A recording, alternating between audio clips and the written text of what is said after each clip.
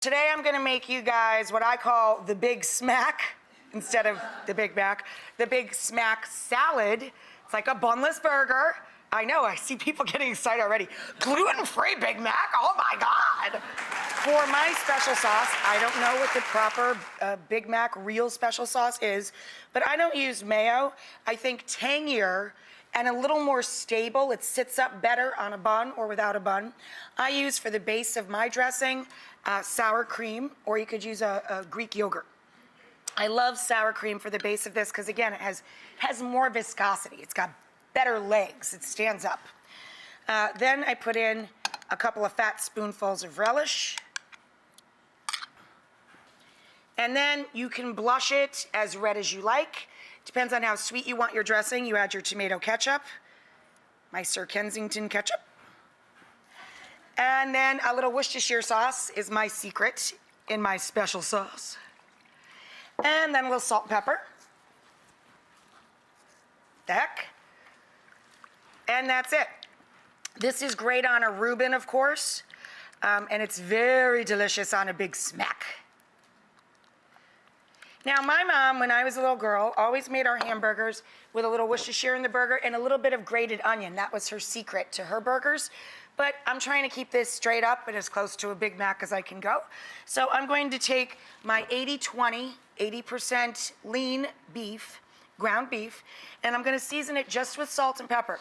For me, the best crust you can get on ground meat or a nice juicy steak is to use kosher salt, season from above, so you're seasoning evenly.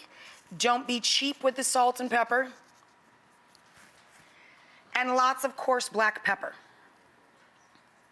Whenever you're making patties, there's an actual art to it. You mix together your ground meat of choice. Get the seasoning distributed. And then when you're forming patties, put the meat back together in an even mound. Score it with the side of your hand so that you know when you grab a portion, it's equal to all the other portions. Yeah, you ever been at home and you make 3 perfect burgers and then you have a little tiny, like a slider burger, and then you gotta go rip meat off all the other burgers and go back to the runt of the litter and make like the Frankenburger, right? Just score the meat and that won't happen. And when you're forming patties, always make them thinner at the center and thicker at the edges. That's for even cooking and presentation. If you make a burger that is not thinner in the center and thicker at the edges, you end up essentially with a flying saucer as the juices collect. The center will be underdone, the edges will be overdone. So 4 patties, like shapes and sizes, cook the same cooking time in the pan. The next tip I have for you is always cast iron. Whenever you're cooking burgers or steak, the best crust, the best caramelization or development of the sugars in your hamburger or your steak, you'll get that effect most evenly with cast iron. To serve this, we're going to take the cheeks of a big head of crispy iceberg lettuce. That means cut down either side, right? And then this is going to become our bun for our Big Smack. And I just trim the back just a hair so it sets real pretty on your plate. Now, we all know the song, the beef patty, special sauce, lettuce, cheese, yada, yada. In this case, there is no bun, so I'm gonna put a lot of dressing across the lettuce itself. And why am I being so cheap with this? We got plenty of sauce. Okay. You know what I love about not having a bun with my burger?